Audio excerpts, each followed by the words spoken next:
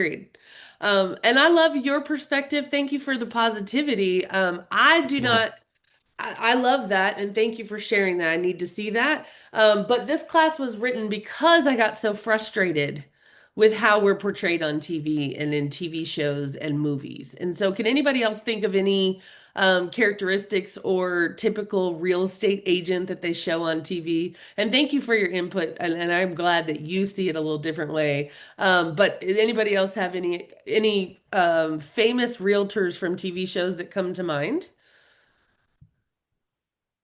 Who's the most popular real estate agent on a TV show you guys have seen? Like that The everybody guy from recognizes. what is it? The old Modern Family show. Modern Family. So Phil Dunphy, right? And what was Phil Dunphy's character like as a real estate agent?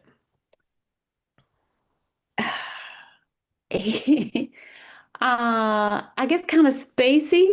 Yeah, kind of dorky, right? Like, they didn't portray him as like being super successful, Hmm. like upper echelon. Obviously, he's providing for his family and she works, but he kind of seemed like a little doofus, right? Yeah. And they made him that way on purpose. So it did not make him look very secure, confident, competent. And that is very frustrating to me when I see characters like that on TV, which is why I wrote this class to begin with.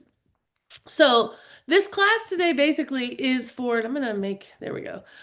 This class is for anyone who's have had a client show up to the first meeting already skeptical of you before you've even said a word. We know that our clients come sometimes to us with, um, their preconceived notions about what we're like. And sometimes those preconceived notions or ideas or stereotypes are perpetuated in the media. Sometimes they are shown on TV or movies in a way that does not make us look so great. Our clients also have, um, they think of us right above that used car salesperson where we're pushy, we're salesy. And our clients, we have to find a way to make us stand out. But I will say in my 27-year career, um, a lot of the clients who didn't know me and didn't know anything about me, they came in very guarded, right? Like they've either had a bad relationship with another realtor or they're just very skeptical. They're not very trusting of us as a profession. And so they look at us sometimes like they think that we look at them as nothing more than a commission check. And so I wanted to talk today just a little bit about how do we change that stereotype? How do we navigate what people think about us? And then how do we show up differently to prove that this is not, that all realtors are not created equal and that you are maybe not built like any other realtor they've ever met. So I'm going to ask 4 commitments on the call. If you've been here before, you see these all the time. These are the same commitments we ask every single week in this community, which is please leave your video on if you can. I want to see your faces. It helps me as a speaker to know that you're engaged and paying attention. I haven't lost you or you're not confused. That helps a lot. Distractions off. Turn off your phone. This is only an hour. Put the dog outside. Get focused. Let's participate, engage. I don't want to just talk at you. I wanted this to be a discussion. And I forget the gentleman's name who piped in earlier with that first question, but I love different perspectives and it helps me, think like, okay, well, maybe I'm not looking at all sides of this. So I want you to participate. I definitely want you to share your input. And then obviously the last one is to make somebody's day. Take one thing you've learned from this call and post it, share it, and take action from something that you picked up today. Okay. Um, Obviously, we know things need to change. You're, this is usually Robert's thing. Like he does this every time. Um, let's see. You're still being lumped in with the used car salesman or the common stereotypes. How many of you have been to an event where you are networking and people ask you what you do and you say, I'm a realtor, and the people scatter like cockroaches, or the conversation ends there, or it's not really interesting? Anybody have that same situation happen to them? I have seen that many times in my career where I've met someone at a networking event. They asked me what I do. And I remember when I was a teacher, a high school Spanish teacher, and I told people I was a teacher, people would always respond with, "Oh, that's so great. That's wonderful." And they would want to keep talking to me. And I noticed that if I said that I was a realtor, the conversation would stop right there. They would either ask about the market or they would not be interested at all because everyone knows 10 realtors, right? Talking about real estate is not necessarily super sexy.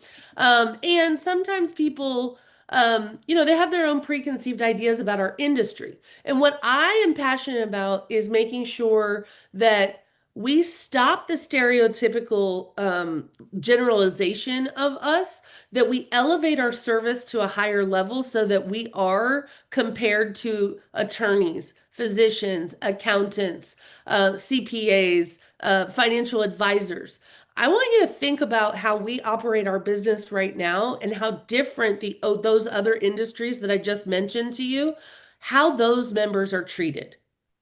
Anybody have a commentary on that, like an example of those people being treated at a different level than the way that we're treated or the way that we operate our business?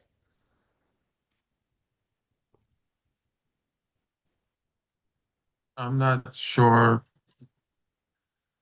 how to answer that. Okay.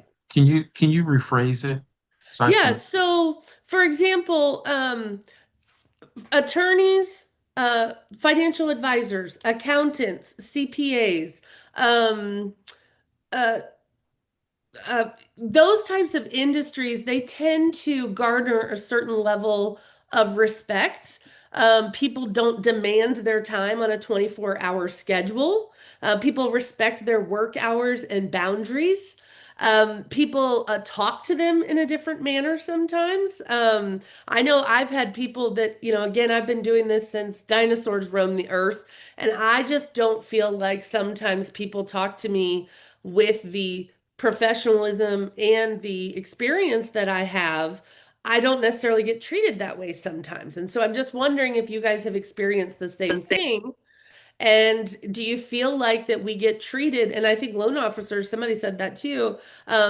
Do we feel like that we get treated at the same caliber with the same level of respect that our profession deserves as some of those other professions that I mentioned?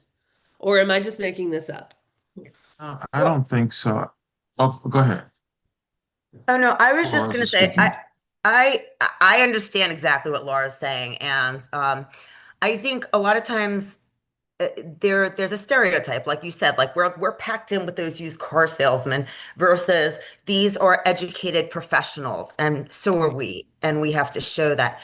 But I'm Definitely. gonna flip it for a second. There are times I have seen or heard, attorneys being treated the same way because Hmm. people lump them together as being Yes. arrogant and nasty. And until you need one, sometimes you don't want to be in a room with those people either. So but I hear what you're saying. It's a respect Yes. level. Yeah, and I think as a society, I think, and thank you for sharing in your input. I appreciate that. And James, I'm sorry I didn't get your name. It does not show me when somebody's speaking, it normally shifts, but for whatever reason, I can't, it's not switching to the screen to show me who's talking. So I'm sorry about that. But thank you, James. And thanks for your input, whoever that just was, because it doesn't show me. So I'm so sorry. But I agree with you. I feel like our society, we have become less and less respectful of others, period. We hide behind keyboards sometimes. We treat each other with less than what people how we should be treating each other. And I just am tired of being shown on TV and in the media and in just the common public. They don't really know what we do. They don't know how hard we work to earn our money. And it's very frustrating to me to have to prove myself to somebody, and they're already starting with a negative opinion. I'm sure there's a lot of people in this room that live that life every single day. And so I can totally understand this is just something we want to work on as professionals. We want to raise the standards. And so I want to share some statistics with you. Only 20% of Americans rate real estate agents as having high or very high honesty and ethical standards. So I wanted to put this out to us as a group. How do we change that percentage? 20% is not very high, but how do we change that percentage of what people think about us and our ethical standards? And even though we have an ethical obligation because we're members of the Realtor Association and we are bound by a different ethical agreement, how do we show people and change this statistic?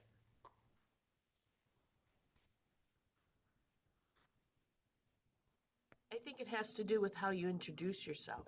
You Okay. need to set the tone of your professionalism Yes. when they say, "What do you do?"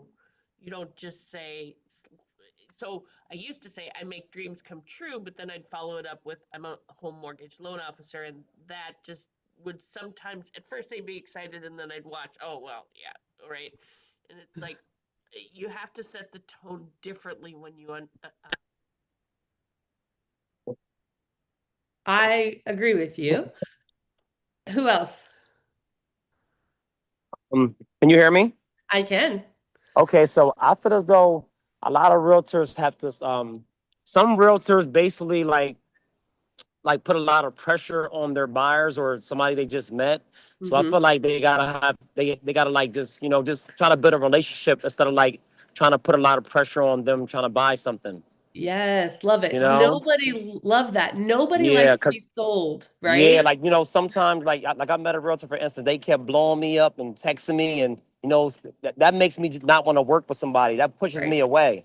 Right. So how do we, I love that. And that's a great perspective. I'm going to agree with you, Cynthia, that it comes to how you present yourself, the boundaries that you put in place from the very beginning with the client, but also how you show up with that client. I'm going to give some examples that I've worked with some agents who are 25 minutes late to every appointment. They're not prepared. They don't have the information about the property. They didn't do any investigation on the property prior to showing the property. I've seen agents who don't get up off the couch at an open house. They're still reading their book. They don't greet the people when they come in. They don't attempt to talk to them. And then you go the other side of the spectrum where you have agents who call people 50, 60, 70 times, where you were saying that makes you feel pressured, right? That makes you Yes. feel like somebody is selling something to me and I don't want to be sold to. Remember, we're in a service industry where we provide a very specific service. We are helping people navigate the process of buying and selling real estate. They can do that on their own with an attorney. Does the attorney have the same skill set we do as pricing properties? Absolutely not. Does an attorney or some other professionals have the ability, the nuance, the experience that we know is happening in the market and that needs to, what needs to happen in order to have a successful sale at the highest price or in order to get the best negotiation? They might be skilled negotiators, but they may not be as skilled in that area. And that's what they need us for. They also need us to help them navigate the ups and downs and stresses of this situation. And I would just say that the reason they don't look at us with high, very high, or high honesty and ethical standards is because there is a low barrier to entry. I know some of us worked very hard to get through that test and through the class and all the training that we've done. And some of us have invested thousands and thousands and thousands of dollars in coaching and training and mentorship, and tools to make us be a better agent. But there will always be those who don't. And those are the ones that I want to make sure that we don't fall into the trap and fall into the same habits that those agents that are giving us a bad name are doing. 22% of consumers believe that trust in real estate agents will continue to decline due to commission transparency and market ethic concerns.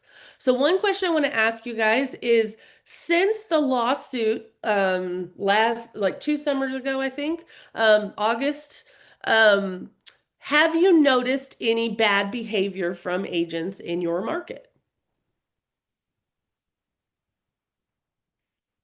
Define bad behavior.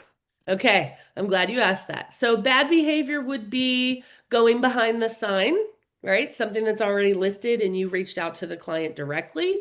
Bad behavior would be undercutting someone else bad mouthing them, talking badly about other professionals, which is also a violation of the code of ethics.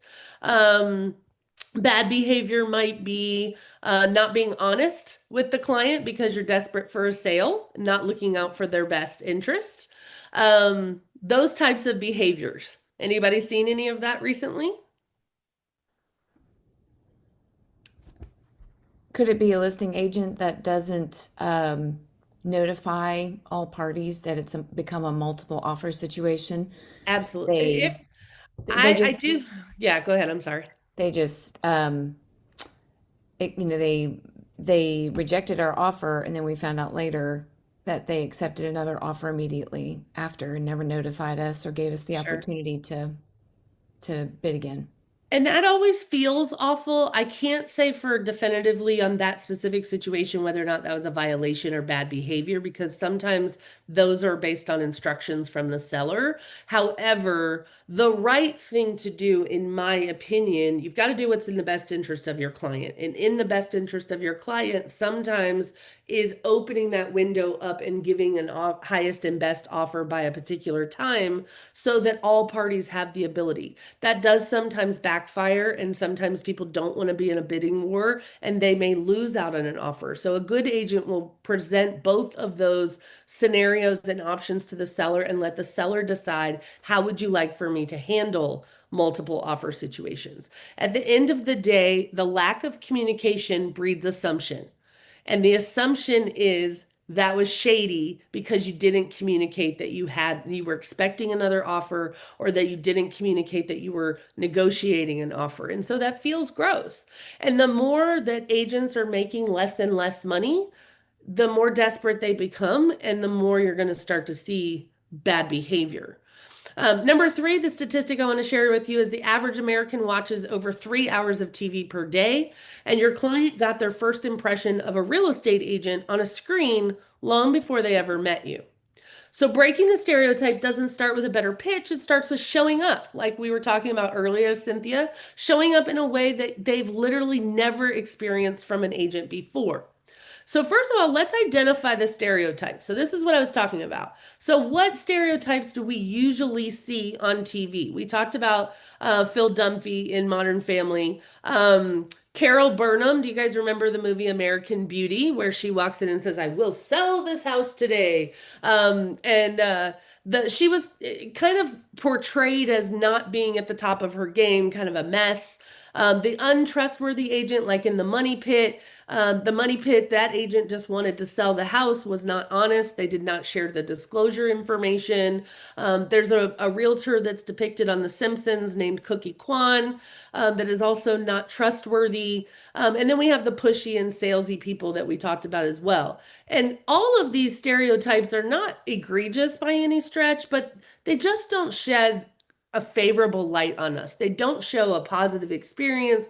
They don't show some of the stories that we have. And so I'll ask, before we get into like the really, like, I'm not trying to go down the negative lane with y'all, but I really just want to say, let's share some positive stories of how we impacted people's lives. Does anybody want to share any really good stories about our role in a transaction that helped, that was a milestone for a family or a milestone for a client?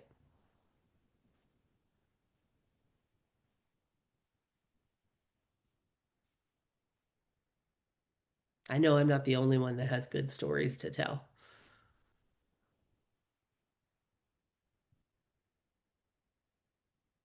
Nobody's helped a single person in this room.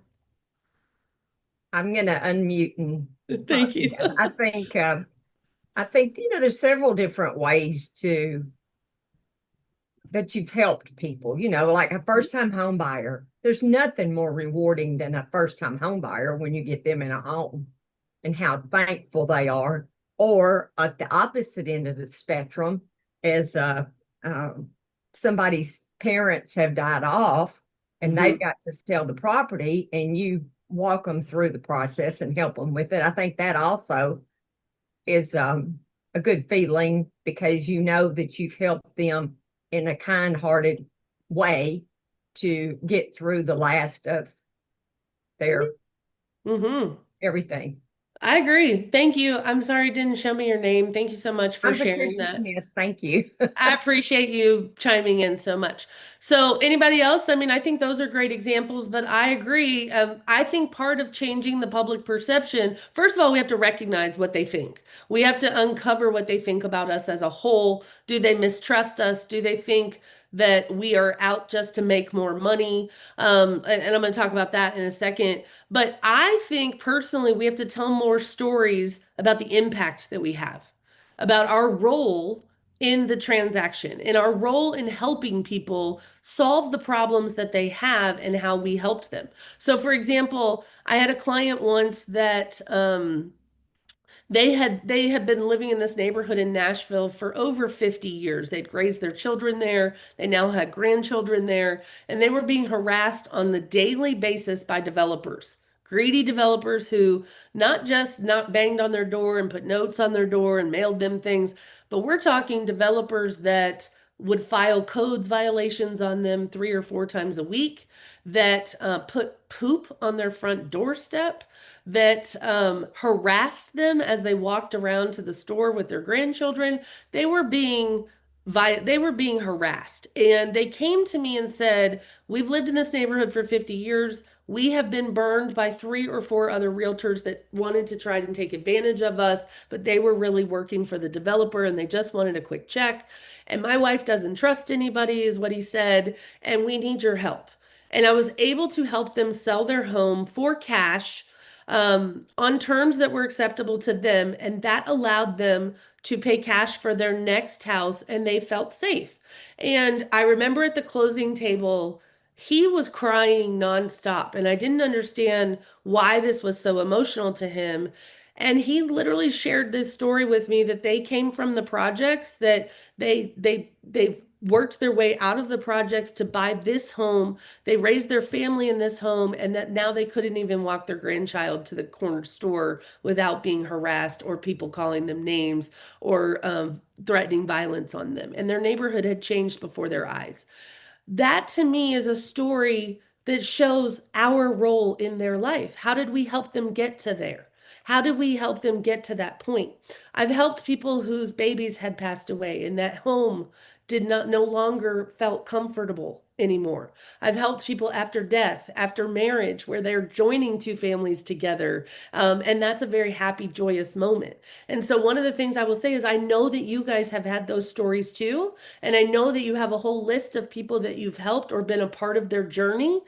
I think it's important that we tell more of those stories. Stop posting the picture of the front of the house and start telling the story of the client that lives there.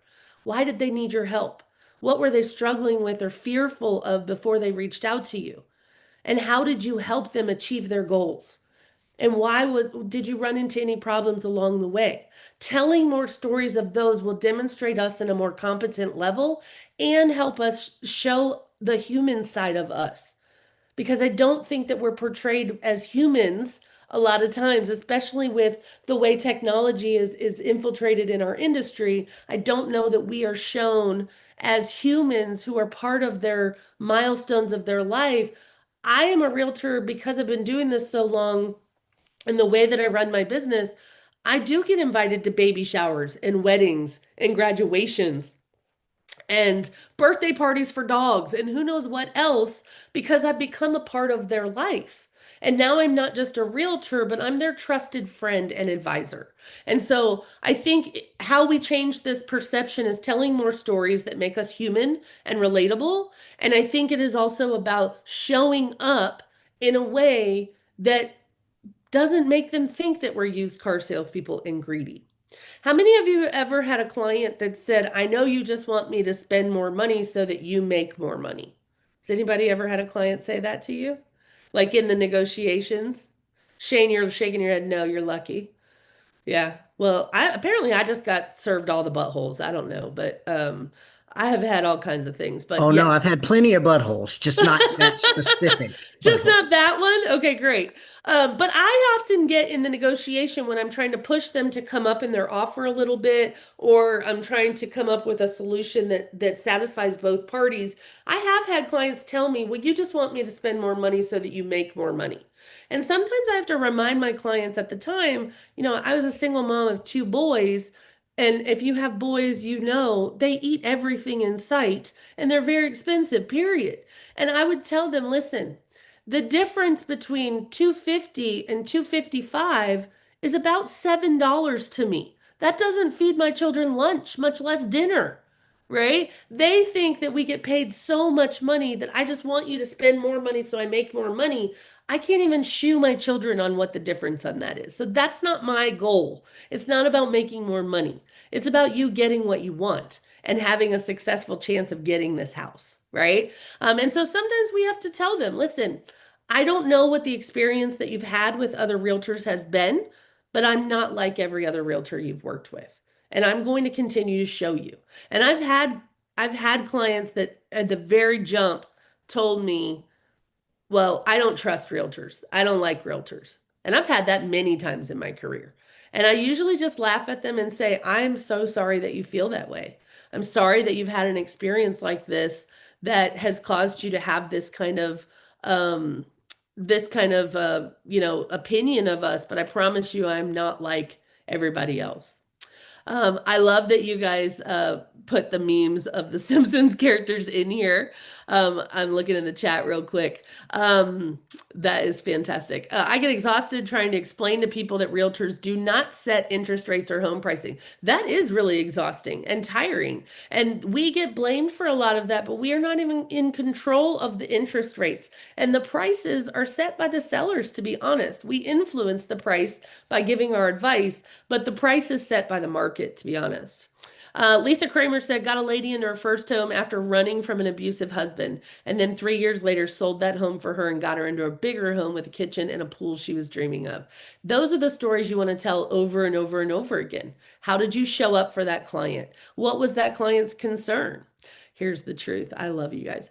Boys eat and girls put on. Both are expensive in their own way. You are so right. You are 100% right. Love that. All right. So how do we recognize public perception? So first of all, we start by asking, have you ever, so analyze how each stereotype shapes what clients believe about agents before they ever meet one. So have you ever had a client bring up something they saw on TV or in a movie? Maybe a news article or a post they saw on Facebook. Has anybody had anybody that's come to them and say something that they learned on TV or in a movie?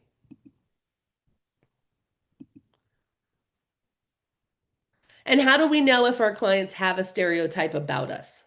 If they don't tell us, how do you uncover anything, any thoughts that they have about us as a profession?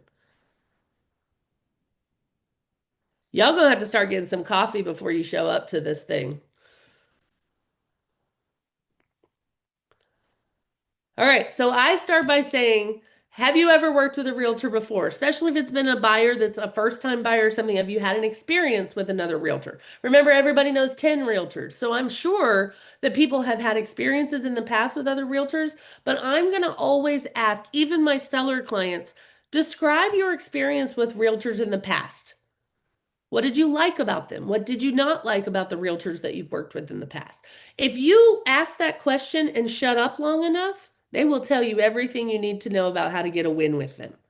They will tell you what they didn't like. And what they don't like might not be what you expected, right? I had a client once that complained that I emailed them too much, that they felt like I over communicated. Well, I can promise you, I have 50 other clients that are so grateful for how much I communicate. So you can't please everybody with the exact same process. And sometimes you have to ask them, how do I get a win with you? What is something that I could do that would deliver a 5-star service for you? Ask them what kind of experiences they've had in the past, and then your job is to do the opposite of what that experience was. Listen for keys that they tell you to show you how to get a win. Some of the ways that we break some of these transparencies have to do with the trustworthiness is transparency. Are you being honest, even if it might cost you the sale? I remember one time that I was showing a property that backed up to a very busy road. And when we went to go outside, there were fire trucks going by, dump trucks going by, a bunch of cars going by. And I immediately said, let's talk about the traffic. Let's talk about the noise.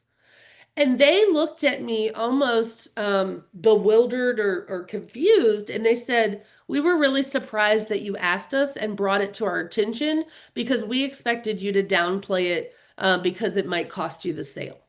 And I said, "That's not how I work. I want you to be happy here." But imagine, Brenda's looking at me kind of sideways about that. But I mean, they had worked with other agents before who did not point out things in the house that they thought would be of concern, right? So, for example, if you're showing a house, and I know, I usually look at it this way. I want to be your agent for life. And if I sell you this house and you lose your job in a year and you ask me to come back and sell that house, would I be able to sell that house to the masses? Or is it a very unique house with very specific taste that is going to limit my buyer pool? Right? And so my purpose in asking them about the road noise and the traffic is because I don't want that to be an issue later. That if I have to go sell the house later, that becomes the feedback that we have for every other showing later. Have you guys ever had to list a house very shortly after you sold it to somebody? And it was very unique, or it had very specific kind of stuff that worked for that client but maybe wouldn't work for everybody else. That's where the trustworthiness is built when you're showing the homes and saying, "I just want to point out to you that this could be negative feedback later down the road. This is something we may need to address later." Okay, your responsibility to be trustworthy to them and to be transparent occurs no matter what the situation is. It doesn't matter how much money is on the line. It doesn't matter if you are desperate for a check and you got bills stacking up. Your responsibility is to put their interests above your own, period, each and every time. The other part is competency. This is the part where I'm a huge advocate of, and I just want to applaud everyone who's in the room, even though I'm complaining that y'all didn't have no coffee this morning and you're not really engaging with me. You showed up, and I'm grateful for that. And I'm grateful for the time that you gave to your business. Somebody mentioned in the chat too about education and how we don't teach agents the how. Even Epic Essentials, I think the person commented that that's kind of surface level content sometimes. And a lot of agents don't get the nitty gritty how to of how to do this job. A lot of times we learn on the fly. We learn as we're going through experience. Shane, did you want to comment on that? Yeah, like so there's tons of training on how to grow a business, how to get leads, how to convert leads. And that's all super important because that's what pays us, right? At Yep. the end of the day, it's a numbers game, right? You need to talk to this many people to close this many deals Right. to pay your bills. Yep. And that's great. But there's very little training that gets into the nitty-gritty on like, okay, where do you find, local rules, right, and regulations on what you can build, right? Just as a light example, right? I do a lot of land deals and I talk to realtors all the time that they claim they do land deals, but I can tell they do not do land deals, right? And that's just an example, right? That it's across the board, it's definitely a fake it till you make it industry, unfortunately, in my opinion. Okay, and I appreciate your perspective. Thank you so much for sharing. I definitely agree that we do teach a lot of we teach a lot of the what, but not necessarily the how. And then the other part is that I think a lot of agents come into this industry with the expectation that someone else is responsible for giving them all of the information that they need to do their job. Like, if you join the military, there's a manual for everything. There's a manual for everything. Nobody gets to think for themselves. You get the manual, you study the manual, you know what to do, right? And a lot of people come into this industry thinking that our industry works like that. But like somebody else on the call said, every transaction is different. Every person's needs are different. There is no manual necessarily that we give to every agent and says, go do it this way. That's not how our industry works. Everybody is an independent contractor and they have their own methods, they have their own style, they have their own ways of generating business, and what works for one does not necessarily work for the other. But you have a responsibility to your clients and to yourself as your career to invest time in learning the how. And your clients, our first, when you're brand new, you don't even realize how to do this until you're 6 or 7 deals in. So those first 5 or 6 people do not deserve to be your guinea pig. They deserve the best representation that they can get. And it is your responsibility as an agent to go find out how to do this, not just the what, the how to do it, so that those 6 families or 6 clients that you represented get the very best service that they deserve. Not figure it out along the way, but that's how we do it. And that's how a lot of people learn. But that is not how it should be. How it should be is you have to take ownership for your own business that you started. If you open a shoe store of whatever shoe it is, if you open a franchise, they're going to give you a book, a binder, and you're going to follow all of these ways because you're buying a franchise and a model to do it that way. What we do is not a model like that. You have a responsibility to learn the ins and outs of being a business owner on your own or with the support of your company and to learn the how. But those 6 people deserve your very best service. We should be, how we also dispel these myths is client focused service. Are you putting your client's interest first? Some of you in the chat said, I point out smells, I point out water, I point out deferred maintenance, I point out things that need repair. And you should be doing that if you are qualified, and you should be minimally qualified to look around the house and see things that need attention or see things that could be problematic for the next homeowner or to sell this house to somebody else.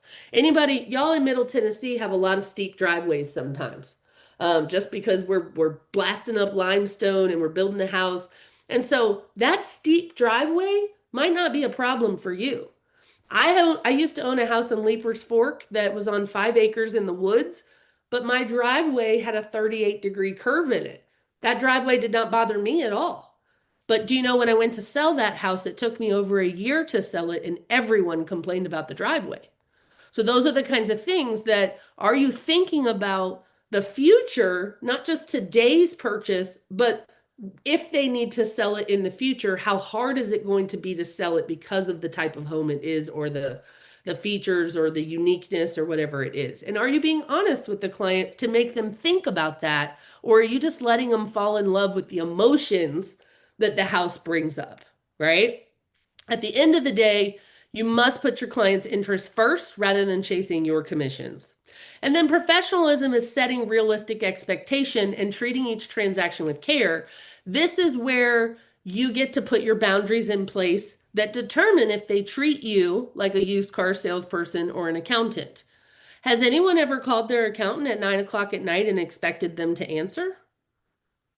No. Do you know why? Because the accountant does not keep 24 hours a day open. They tell you what time their office is open. And we as a society have already expected that if it's after 5 or 6 o'clock, we're not going to be able to talk to our accountant until the following day.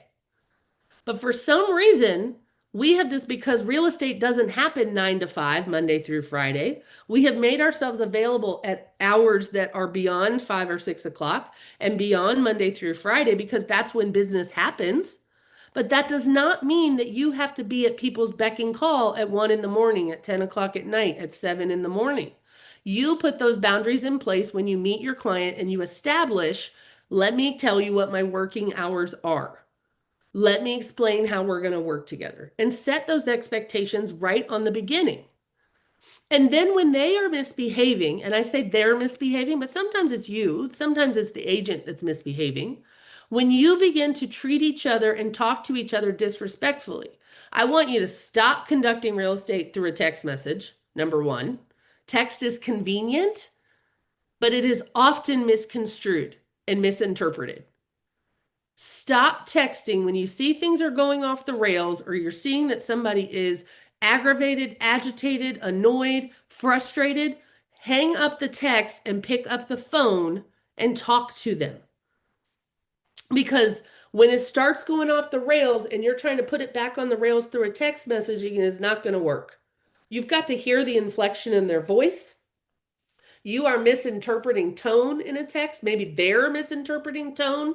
And I just want you to understand that we don't conduct real estate business I know agents who have never ever picked up the phone and that they try to sell real estate through a text message throughout the entire transaction. Is that a disservice to your clients? And could that be? Absolutely. I don't think that they're getting the best version of service that they should. Um, I'm glad Ruth said that she spells out for each client that she's a fiduciary and what that means. And I think that's really important because they don't know what that word means. They don't know what the expectation is and what your role and responsibility is and what that means to them. So, so how do we, if a client tells us, I don't trust realtors, let's take that as the statement. How do we respond to a client that says, I don't trust realtors? What kind of things can we say?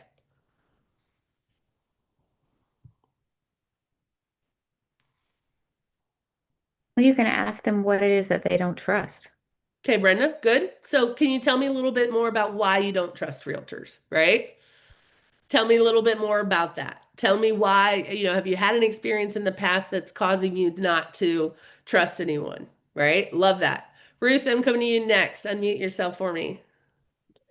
Yeah, I think part of the reason why I haven't responded with like, what do you tell clients when they sort of challenge this and that is because most of my clients are people I know already. I don't do a lot of like cold calling and having to convince, but I have done it a bit. And when I did talk with a few FISBOs who, truth be told, didn't go with me, like when Mhm. they challenged me on my commission. I'm not necessarily super confident in my presentation all the time. Okay, However, I am very strong on my commission. I won't, good. and so I will say similar to what you just said about, or you didn't just say it, but earlier about, Okay. Your value and how hard you're working. And, I'm not gonna,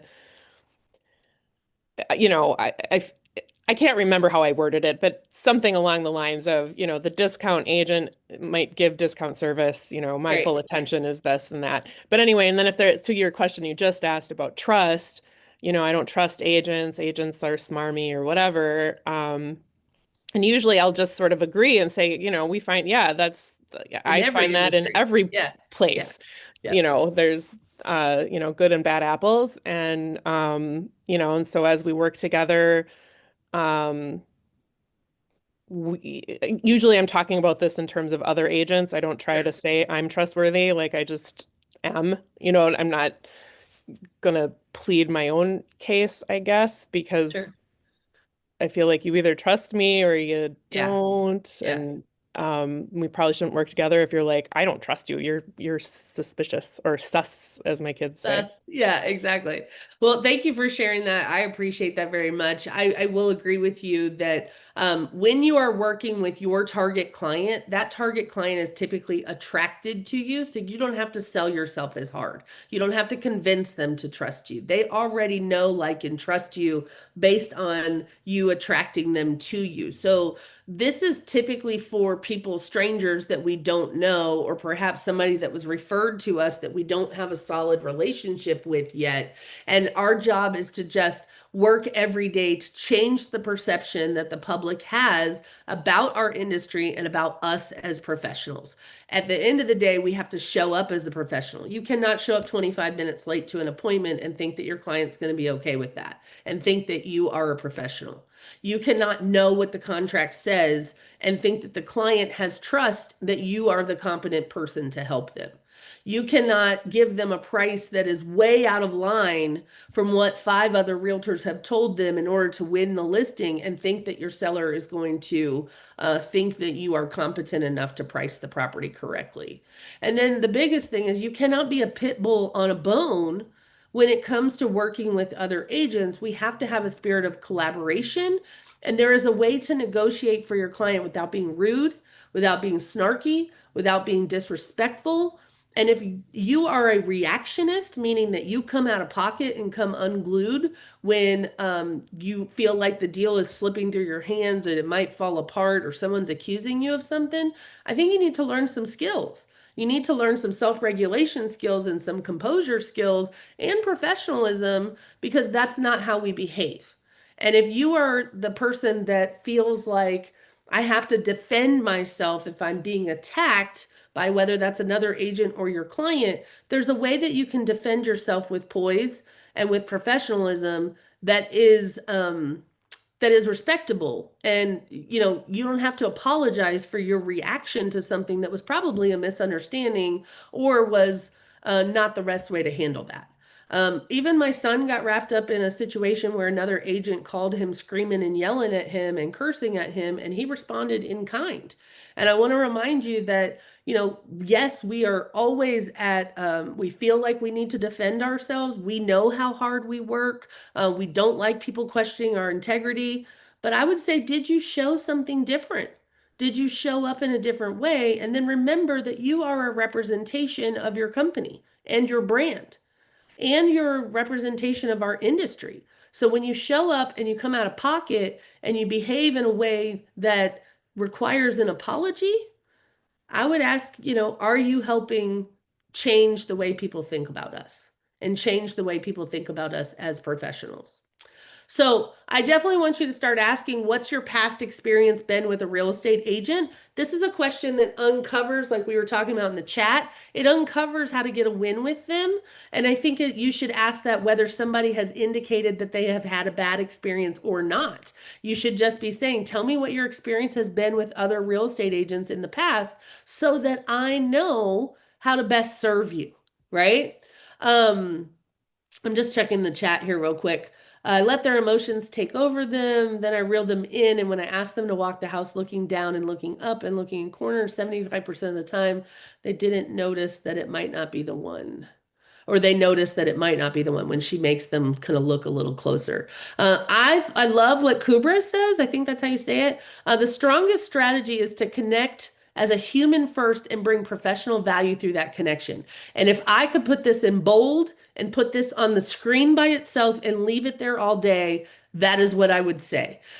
We were talking earlier, somebody said that, it didn't show me the name, so please excuse me. But somebody was talking about the person called them over and over and over again, and they felt like they were being pushed.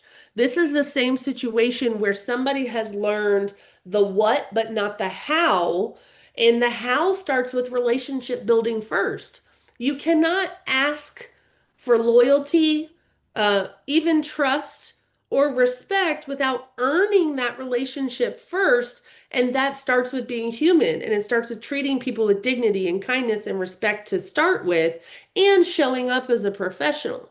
But one of the things that I notice is that we we start asking about their finances and asking if they're pre-approved and asking them very personal questions when we haven't built any rapport first. And it's like somebody told me long ago, like as a coach for sports, as a coach, you cannot reprimand without a relationship. And it's the same thing with your clients, is that you really cannot show up as the type of agent that you want to be without a relationship first. You're not going to get the same behavior out of them that you're wanting, or the same type of loyalty or respect from you if you haven't earned that yet.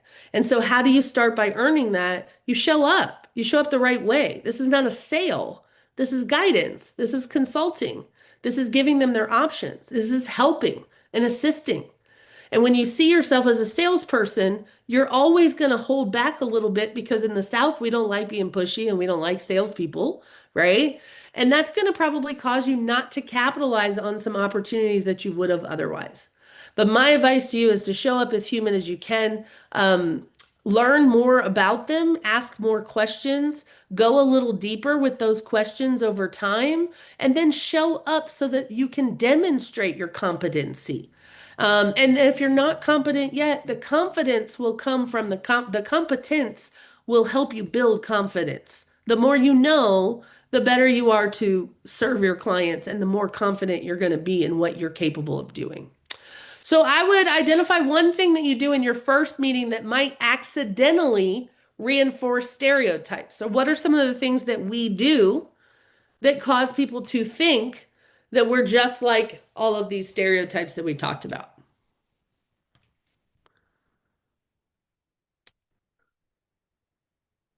Hello, is this thing on? Anybody still here? Ruth is here. Tell me, Ruth. one of the things that I personally struggle with is talking too much. Mhm. And I think a lot of talking, I mean, I'm the least salesy salesperson probably anyone's ever met, but I do like to over explain things. Um, and I think that that can sort of perpetuate the, oh, they're there, the agent is there for themselves to say what they want to say, not to hear what I'm looking for, like to hear what I need, because usually that's what they want to do is talk. And Mhm. so anyway, so listening is really important, and talking too Agree. much, I think, perpetuates the stereotype you're talking about. I agree with you. So sometimes we over explain to try to build trust, and actually building trust happens in the question asking, not the explaining, the uncovering, right? That's the building the trust because you asked me the right questions. Does that make sense? So, yes, over explaining Yeah. sometimes can do that. What else do we do that accidentally reinforces these stereotypes? We talked about showing up late, obviously. What else? Showing up unprepared. Unprepared. You have no idea. You haven't run comps yet. You're at a listing appointment. You didn't print anything. You don't have anything for the seller. You don't even know anything about the neighborhood. You didn't even know that it had a pool or a clubhouse or that there were three for sale by owners 3 months ago on the same street. That's unprepared, right? That's FBN Realty. Anybody know what FBN Realty is? Fly by night. That means you're here today, gone tomorrow. Okay? We're not FBN realtors. What else do we do that perpetuates some of these stereotypes? Not prepared. We're late. We maybe over talk. What else? Or talk too much, not listening enough, not asking enough questions. What else? Not answering your phone or getting back in a timely manner. I love that. Not answering your phone. I have 20 tips for successful realtors, and the first thing on the list, guess what it says? Answer your phone, right? I can't tell you how many clients I have worked with in the years I've been in this business that have told me, you're the fifth realtor I called and you're the only one that's called me back. I hear that all the time. It's despicable, right? And no, you're not at everybody's beck and call. You don't have to answer every call right when it comes in, but do you call people back in a timely manner? 3 days later is not timely. A week later is not timely. I had a guy on my team that I gave him leads and he would wait a month to call them. What for? You just wasted your time. That's not timely. I love that suggestion. How about avoidance? Does avoidance perpetuate these stereotypes? Absolutely. Right? Because if I'm Yes, it does. yeah, absolutely. The avoidance part, whether you're avoiding talking about your fee because you're afraid you're going to get pushback, you're avoiding maybe talking about something bad that could happen that could cost you the sale or negotiating, or you're avoiding sharing some information with the client that you know you need to tell them. Avoidance does not help. That does not build trust either, right? Let me see what else we got in the chat here for um yes, yes, yes. Human first. Maybe Ruth and I are soul sisters. I love that. Talk too fast and get uncomfortable talking about their money and my money. Oh, I love this, Lisa. This is a great example what you brought up. And this is what I mean by avoidance. So agents will avoid the conversation about commission or my fee because they know the seller's going to give them pushback and probably going to ask for a discount, right? This is where your competence comes into play. You need to role play and practice talking about your fee over and over and over again until you have exhausted all the ways that you know how to fight for your fee. The way that I do it is I bring three $1 bills to my listing appointment or to my buyer's rep appointment, either one. I take those three $1 bills and I say, this first dollar here, these whole $3 represents my fee. Okay, I'm not talking in percents, just these three $1 bills represents my fee visually. The $1 I have to pay to Uncle Sam. Everybody got to pay taxes. I'm self-employed. I have to pay self-employment tax. One of those dollars goes towards Uncle Sam. The second dollar in this pile are the fees that I have to pay to my company to hold my license there. They have to get their cut. Okay. This last dollar that I have has to cover my operating and marketing expenses and to feed my family. So when I present those three $1 bills like that, and the seller says, well, can you offer me a discount? Where would you like for me to take the discount from? Because I can't take it from the IRS. I cannot take it from my company because they actually require that on every transaction. So you're asking me to either take it from my marketing expenses or from feeding my family. So now it puts it back on them to say, ooh, that wasn't really nice of me to ask for a discount. And sometimes I will even say, well, did you ask your CPA for a discount this year when they filed your taxes? Did they give you one? Because it puts it back into perspective that you're asking me for a discount for a service that you hired me for that I did. Why are you asking for a discount? Right? And so sometimes even the visual example of the three $1 bills can help you substantiate and get more of your fee paid without having to back down for the seller. But you've got to practice it. You have so many more tools available to you for practicing. You can do role playing with ChatGPT and say, imagine that you're a seller. And we've come to the part in my presentation where we're talking about my fee. And my fee is this, and I want you to hit me back with objections. And you can role play all day long with the seller on ChatGPT, working your way through the words to use and what to say. Right? But you have to get good at fighting for your money. And I'll tell you right now, if you are the first person to say, sure, I'll give you a discount, what are you doing for the rest of us? Because you're setting a precedent that there's always going to be somebody who's going to do it cheaper. There's always somebody who's going to give their full service, whatever theirs is, for a cheaper amount of money. So I want you to get good at fighting for your money, and I want you to feel secure that you are competent enough to be the person of choice, that you are worthy of your full fee. So get good at defending it. Get good at explaining it, and get good at showing the value. And here's the part I'll tell you with experience. If you have shown enough value, they will not question your fee ever. They know that you're worth that. There's always going to be somebody who's looking for a deal, but maybe I'm not the right person if they're looking for a deal. There's plenty of other people you could call. But if you want my service and what I bring to the table, you're going to pay my fee.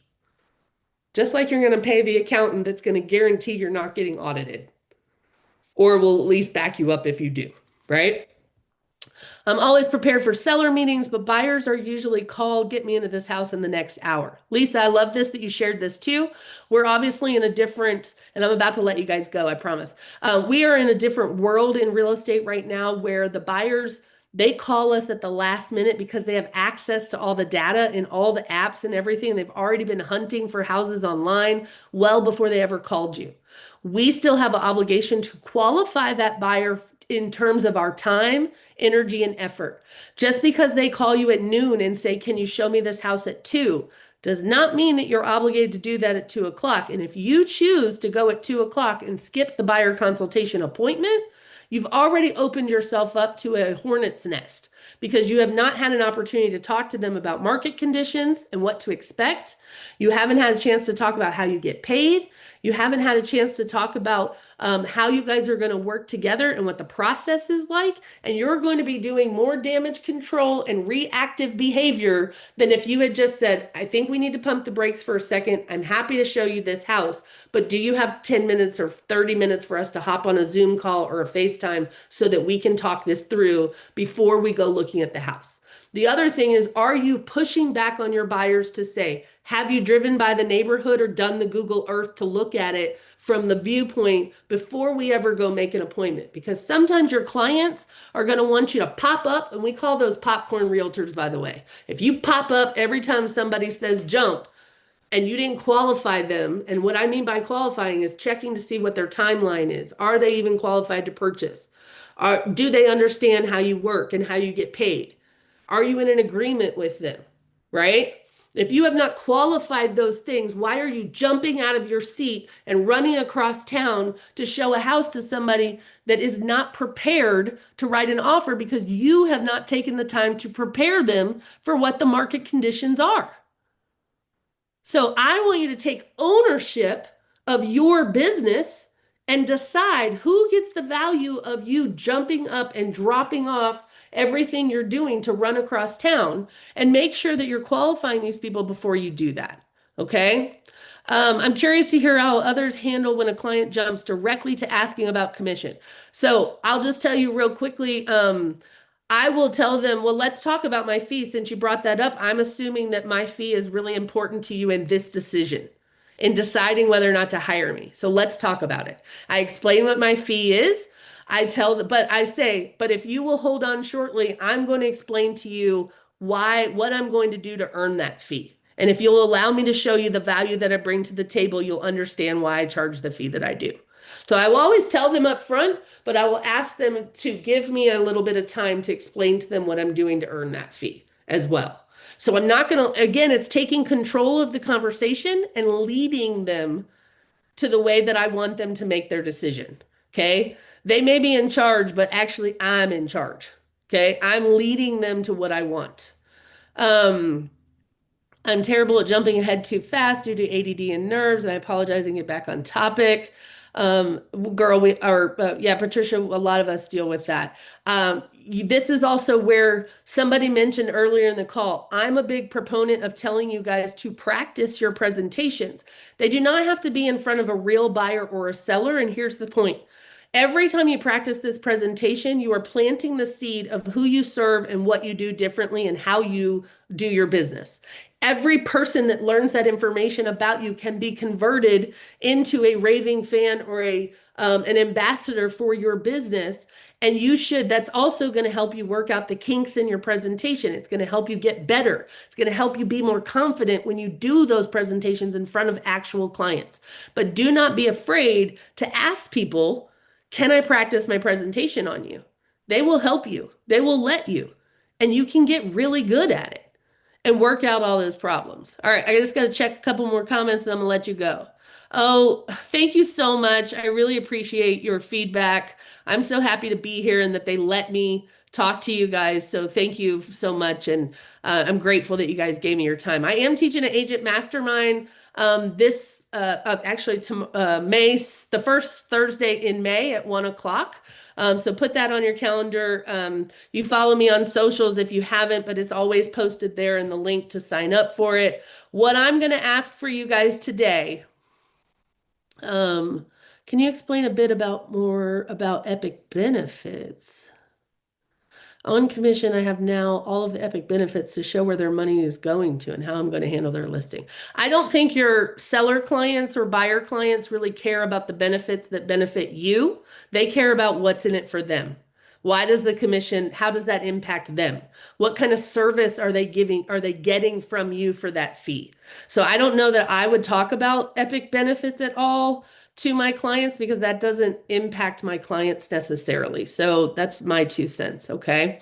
What I'm going to ask and what I'm going to challenge you guys to do today is I want you to do one thing today that changes the perception of what somebody thinks about a realtor.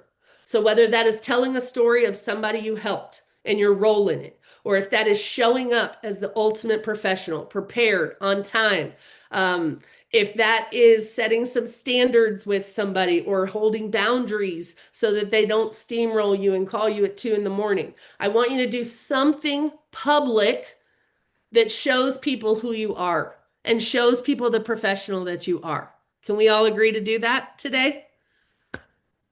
Yes? Laura, Yes. thank you. Thank you again for that $3 scenario. That was pretty Absolutely. simple and ingenious. Yeah. Now, something else I want to share with the group.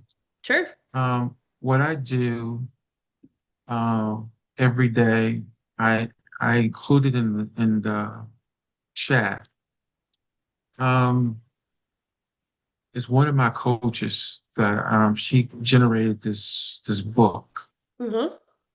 So I put it in Chat GPT and I put in the comments, it says here, use the attached file to help me become a better realtor by asking questions and creating realistic scenarios to help me answer and look well informed of answering their questions with box thinking. Let me get to it. was it box thinking to win them as clients. Okay. Use your discretion to ask daily questions to improve my effectiveness, answers, and give feedback as how I could have given a better answer and don't hold back.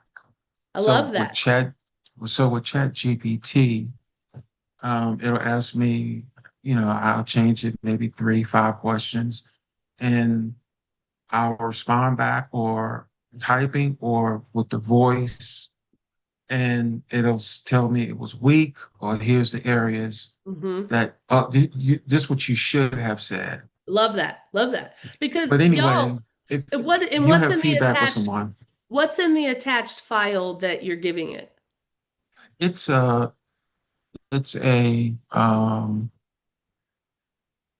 what if it's a PDF, Okay. and you can download it, and it says what would you say, and it's by my coach, Okay. Judy Downing.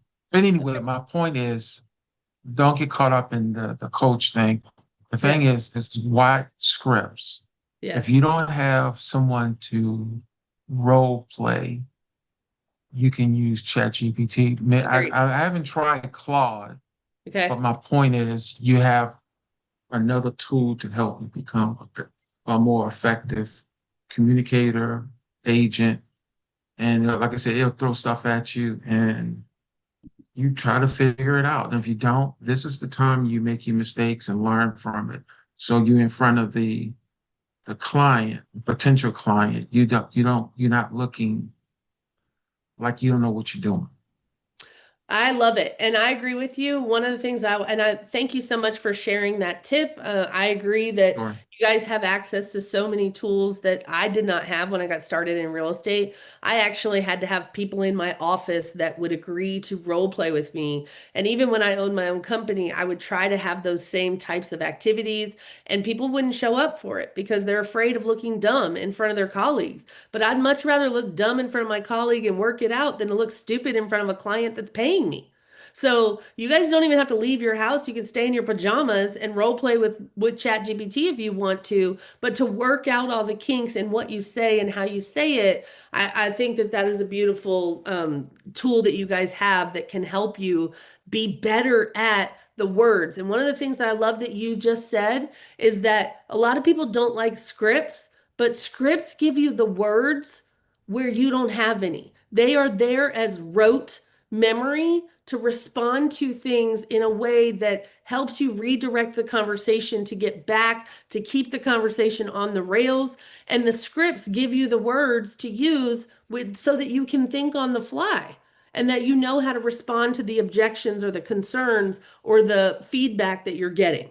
And so if you're not comfortable role playing with a human, role play with ChatGPT. And thank you very much for sharing the strategy that you use with ChatGPT to help you be a better communicator and learn the words. I appreciate that.